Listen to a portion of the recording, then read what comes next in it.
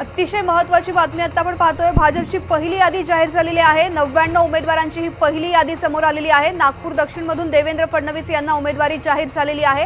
99 उमेदवारांची भाजपची यादी समोर आलेली आहे।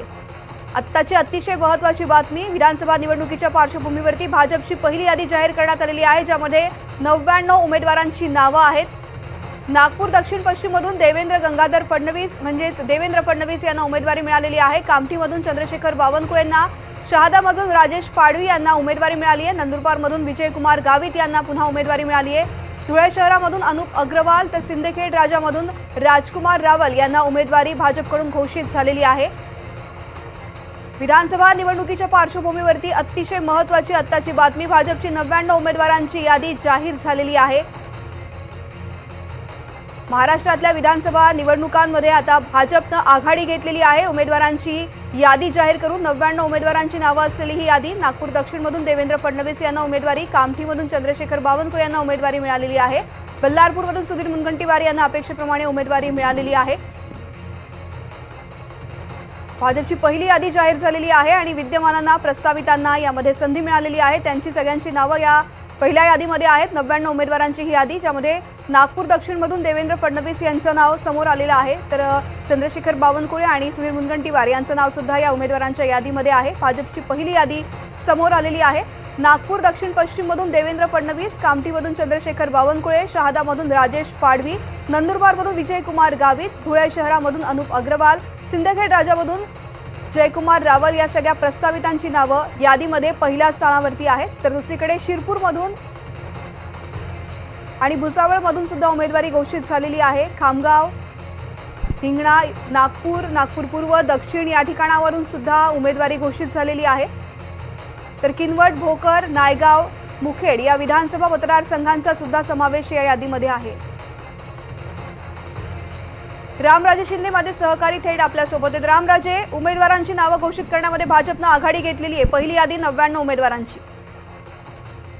बिलकुल अतिशय महत्वाचे आहे, कारण यामध्ये अनेक नावं जी आहेत ते स्पष्ट केलेले आहेत आणि 99 जणांची लिस्ट क्लिअर करण्याचं कारण हेच आहे की उमेदवारांना पुरेसा वेळ मिळावा आणि उमेदवारांना जर पुरेसा वेळ मिळाला तर मात्र तिथे आणखीन जास्त जोमाने प्रचार करता यावा, यासाठी ही नावं जी आहेत ती देण्यात आलेली आहेत।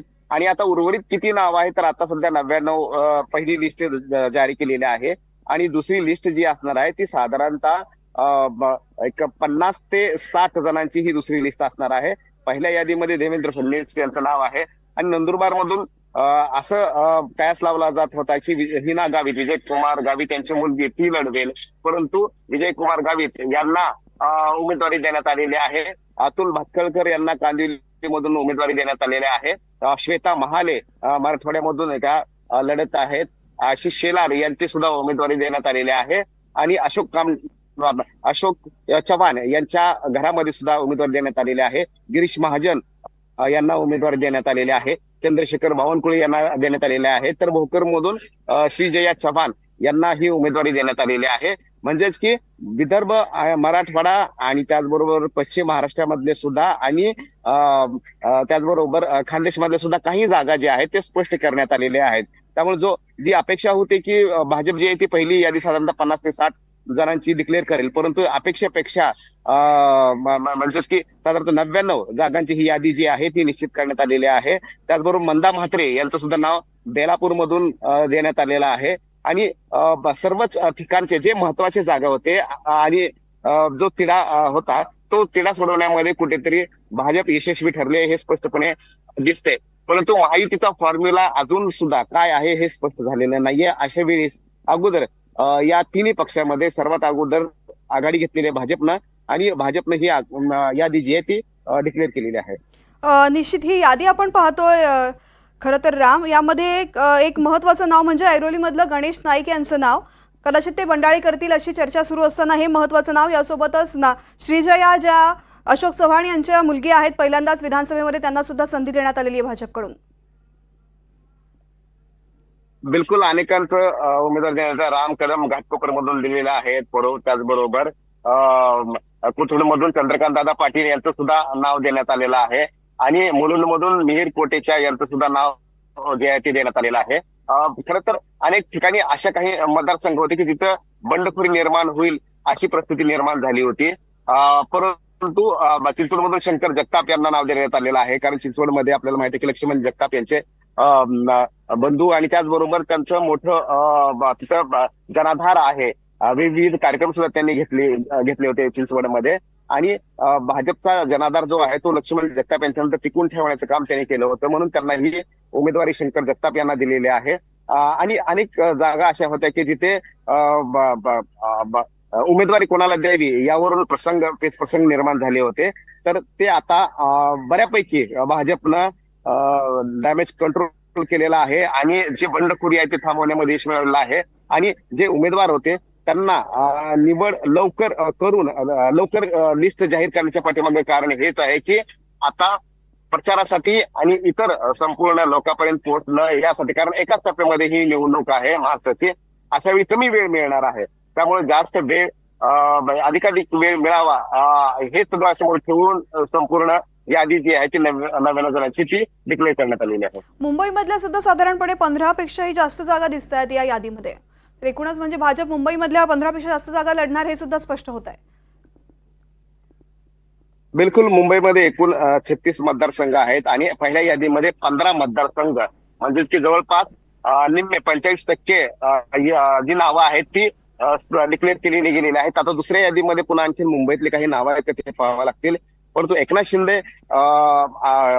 शिंदे सुद्धा म्हणजे त्यांची शिवसेना पार्टी सुद्धा मुंबईमधल्या जागा लढवणार आहेत.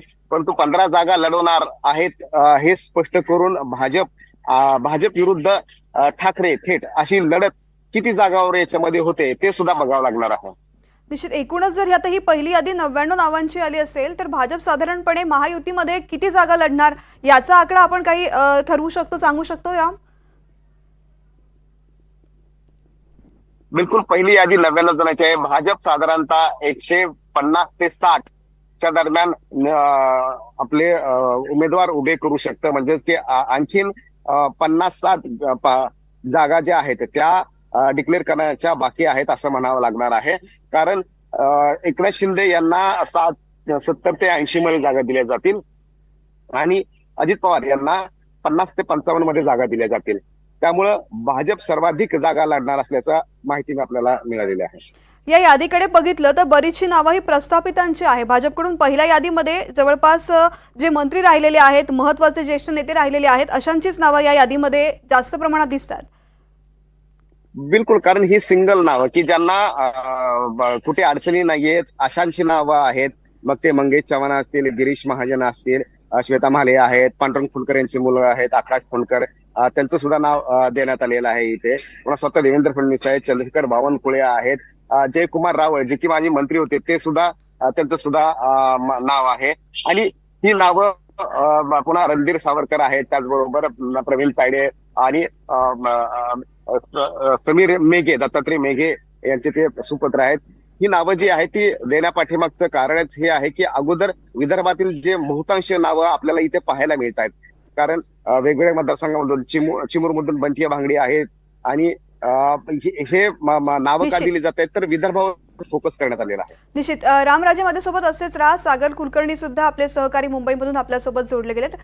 सागर, भाजपची पहिली यादी, ज्या यादीमध्ये 99 नावांचा समावेश, कसं वाटतंय कशा पद्धतीने उमेदवारी दिली गेली या यादीमध्ये उमेदवारांची नावं पाहून?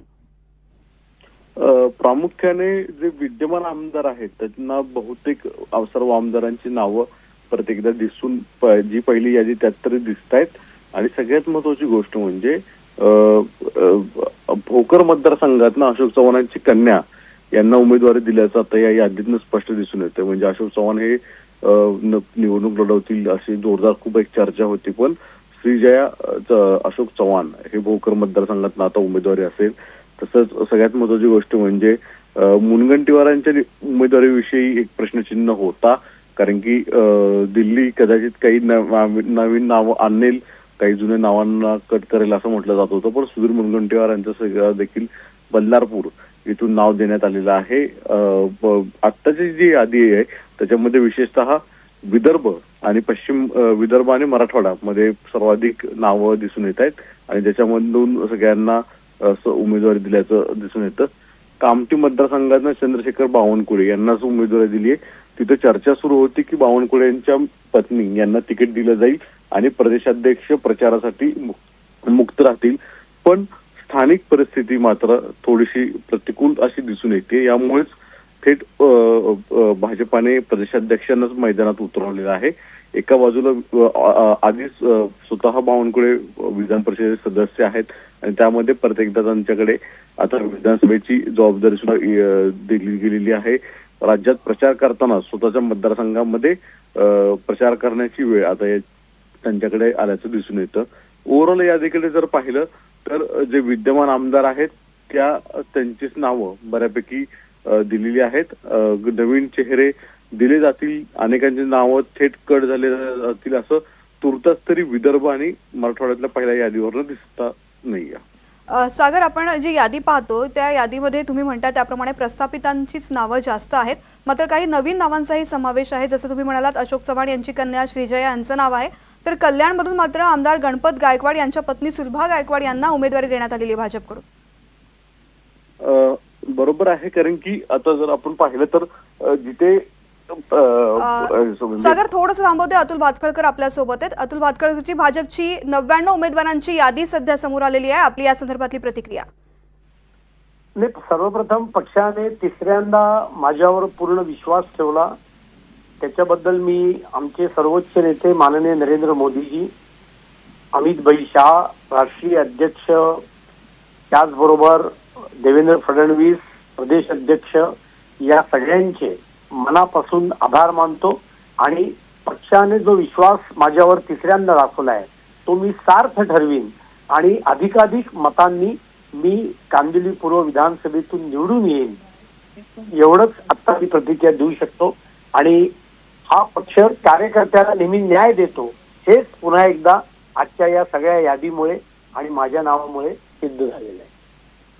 निश्चित अतुलजी, धन्यवाद संपूर्ण आपल्या या प्रतिक्रियेसाठी. अतुल भातखळकर यांना कांदिवलीमधून उमेदवारी मिळालेली आहे आणि पुन्हा एकदा मी विजयी होईल, तिसऱ्यांदा माझ्यावरती पक्षाने विश्वास दाखवलेला आहे आणि हा विश्वास सार्थकी ठरवेन असं प्रतिक्रिया त्यांनी दिलेली आहे. सागरमध्ये सहकारी आपल्यासोबत पुन्हा एकदा आहेत. सागर, आपण जे म्हणत होतो की बहुतेक जे आदिवासी त्यांचे आमदार आहेत त्यांनाच बहुतेक ठिकाणी जबाबदारी दिल्याचं दिसून येतं. विशेष म्हणजे अशोक चव्हाणांसारखे नेते हे परत कालांतराने भाजप बरोबर आले. त्यांच्या मतदारसंघामध्ये त्यांच्या मुलीलाच जबाबदारी देत अशोक चव्हाणांनी स्वतःचं पुढचं राजकीय नेतृत्व स्वतःची कन्याकडे येताना दिसत आहे. आणि इतर मतदारसंघामध्ये विशेषतः जे काही मतदारसंघामध्ये अति सिनियर जे वरिष्ठ भाजपाचे नेते होते त्यांच्याऐवजी अन्य नवीन चेहरे दिले जातात की काय अशी एक शक्यता वर्तवली जात होती.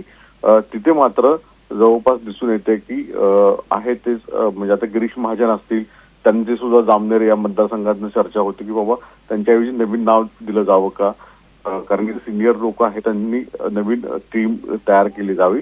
पण तुर्तास तरी जी आत्ताची मतदारसंघाची यादी समोर येते त्याच्यावरनं दिसून येत आहे की जी जबाबदारी आहे ती पूर्वाश्रमीच्या सर्व नेत्यांना दिल्याचं दिसून येतं. आणि फार काही प्रचंड बदल वेगळे आहेत. म्हणजे आता मलबार हिल मधून सुद्धा मंगळ पर्वत लोढांच्या ऐवजी अजून नवीन चेहरा दिला जावा का आयत्या वेळेस असं एक खूप म्हटलं जात होतं.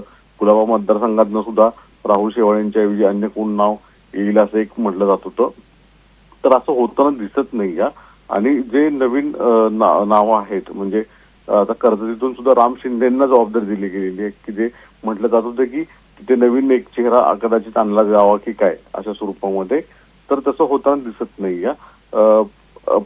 एक नवीन प्रत्येक विषय आहे की श्रीगोंदा मतदारसंघामधनं बबनराव पाचपुते यांच्याऐवजी प्रतिभा पाचपुते यांच्याकडे जबाबदारी दिली, कारण की बबनराव पाचपुते यांची प्रकृती जी आहे ती अतिशय थोडीशी नाजूक आहे. अशा परिस्थितीमध्ये त्यांच्याऐवजी परत नवीन नाव दिलं जावं असं एक स्वरूपामध्ये आहे. भाजपाची जी नावं आहेत आता समोर आलेली ती जवळपास चर्चेत अशी होती की कदाचित तेच असतील. म्हणजे जे पारंपरिक आधीचे उमेदवार आहेत ते जवळपास दिसत आहेत. मिरजमधून सुद्धा सुरेश खाडे यांच्याकडे एक नाव जे आहे ते दिलं गेलेलं आहे. सुरेश खाडे हे कॅबिनेट मिनिस्टर होते, त्यांच्याऐवजी सुद्धा कदाचित नवीन चेहरा एक दिला जावा असा एक मतप्रवाह होता, पण असं होताना दिसत नाही या. सर्व चेहरे जे आहेत ते जवळपास नियोजित होते तशीच नावं समोर आल्याचं तुर्तास तरी दिसून येतं. 99 जणांची नावं पहिल्यांदा म्हणजे जवळपास भाजप 150 पेक्षा जास्त जागा लढवेल असं म्हटलं जातंय. अशा परिस्थितीमध्ये 99 म्हणजे जवळपास 100च्या आसपास भाजपाने पहिल्या यादीत सर्व उमेदवार जाहीर केलेले आहेत.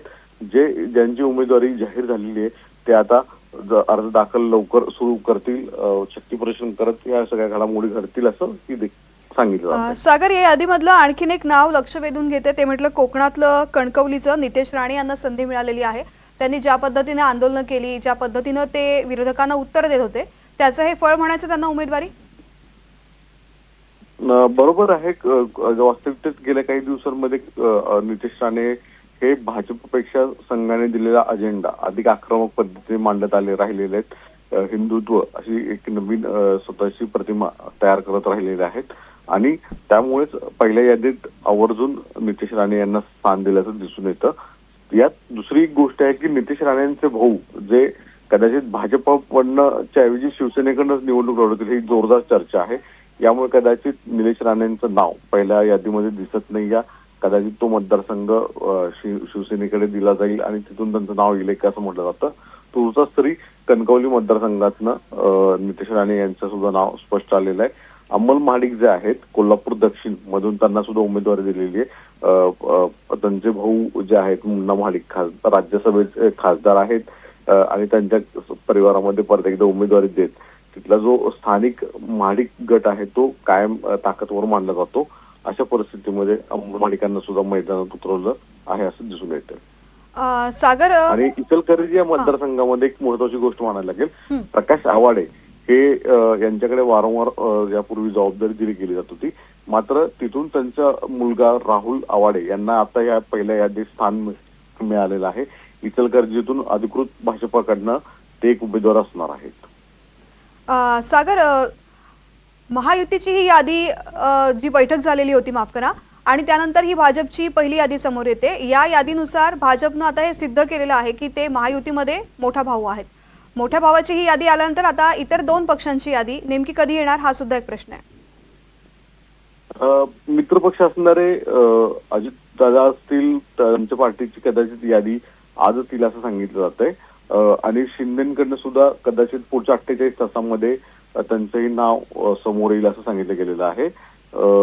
एकूण जर 90 आत्ता एक गोष्ट समोर येते, 90 जे उमेदवार आहेत त्याच्यामध्ये जवळपास 11 ते 12 महिला उमेदवार भाजपाच्या राज्यात उतरवले आहेत. ही एक फार वेगळी गोष्ट मानावी लागेल. महिलांना जे आवर्जून स्थान यादीमध्ये दिलेलं आहे आणि आपण जर ही लिस्ट पाहिली तर त्याच्यामध्ये बोल्ड नाव करत मुद्दाहून संधी दिल्याचं दिसतं. जसं काही जिंतूरमध्ये मेघना बोर्डीकर आहेत, फुलंब्रीमध्ये अनुराधा अतुल चव्हाण ज्या आहेत त्यांना उमेदवारी दिल्याचं दिसून येते आणि तसंच माधुरी मिसाळ यांना पर्वती मतदारसंघातून दिलेलं आहे. बेलापूरमधून मंदा म्हात्रे, दहिसरमधून मनीषा चौधरी यांच्याकडे उमेदवारी परत एकदा दिल्याचं दिसून येते. परत गोरेगावमधून विद्या जयप्रकाश ठाकूर यांच्याकडे एक उमेदवारी दिल्याचं दिसून येते याच्यामध्ये. आणि सगळ्यात महत्वाचं म्हणजे केजमधून नमिता मुंदडा असतील, श्रीगोंदामधून प्रतिभा पचपोते, मोनिका राजळे यांना शेगाव मतदारसंघात आहे. म्हणजे आवर्जून भाजपाने सुद्धा त्यांच्या उमेदवारी देताना महिलांची नावंही बोल्ड केलेली आहेत. लाडकी बहीण योजना आणि महिलांना प्राधान्य हे एक संकेत देण्याचा प्रयत्न म्हटला जातो. तुर्तास तरी मुंबईमधून आपण जे सांगत होतो की रेड झोन मधून असणाऱ्या महिला उमेदवार होत्या त्या वर्सोवाच्या विद्यमान आमदार भारती लवेकर यांचं नाव पहिल्या यादीमध्ये नाही या. त्यामुळे कुठे ना कुठेतरी रेड झोन मध्ये अद्यापही मुंबईतले जे आमदार म्हणत होते, राम कदम असतील, इतर काही जे आमदार आहेत त्यांची नावं अद्यापही यादीमध्ये पहिल्या नाही आहेत. त्यामुळं सायनचे तमिल सलेमान असतील यांची नावं नाही आहेत. त्यामुळं हे नेते, हे आमदार जे आहेत ते अद्याप डोक्यावर टांगती तलवार आहे. उमेदवारी मिळेल की नाही याविषयी प्रश्नचिन्ह आहे. माफ करा, सायनमधून तमिळनाडूचं जे आहे तमिल सलेमानचं नाव आहे, पण इतरांच्या विषयी मात्र अजूनही प्रश्नचिन्ह वेगवेगळे केले जात आहेत. यामुळे सुद्धा एक प्रेशर आहे ते आहे एक सगळ्यात महत्वाची गोष्ट म्हणजे दुसरं असं आहे की आशिष शेलार यांचे भाऊ विनोद शेलार यांना परत एकदा malaड पश्चिम या मतदारसंघातून उमेदवारी दिलेली आहे.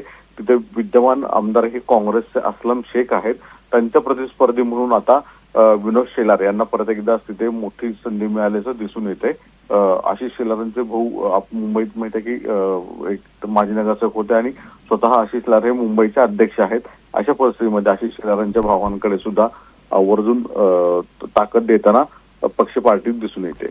सागर थोडंसं थांबवते, आणखीन ही माहिती जाणून घ्यायची आहे. भाजपच्या या पहिल्या यादीमध्ये भुसावळमधून उमेदवारी मिळालेले संजय सावकारी यांची प्रतिक्रिया आलेली आहे उमेदवारी संदर्भात, पाहूयात.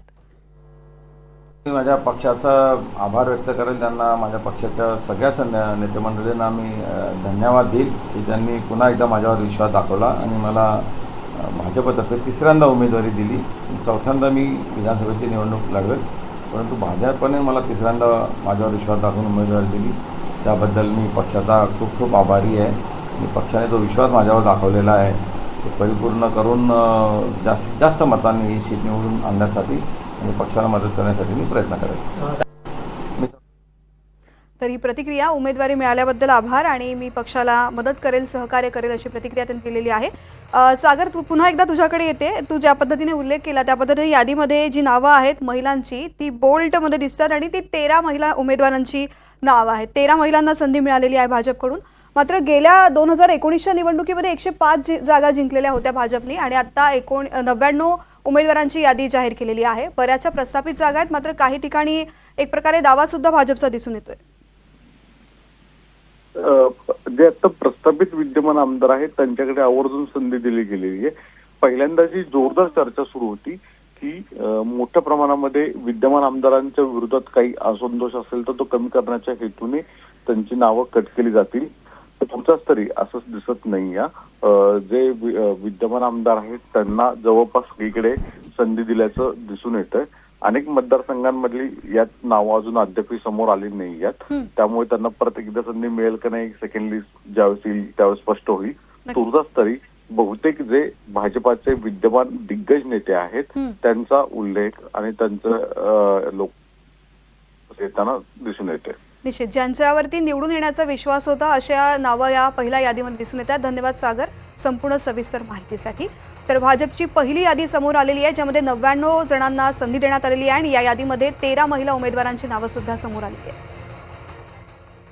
तर भाजपची पहिली यादी समोर आल्यानंतर इतर 2 मित्रपक्षांची यादी नेमकी कशी येते, कधी येते, कशी येते याची उत्सुकता सगळ्यांना असणार आहे. या संदर्भातले अपडेट्स तुमच्यापर्यंत पोहोचत राहू. तुर्तास घेऊयात बुलेटिनमध्ये एक छोटासा ब्रेक.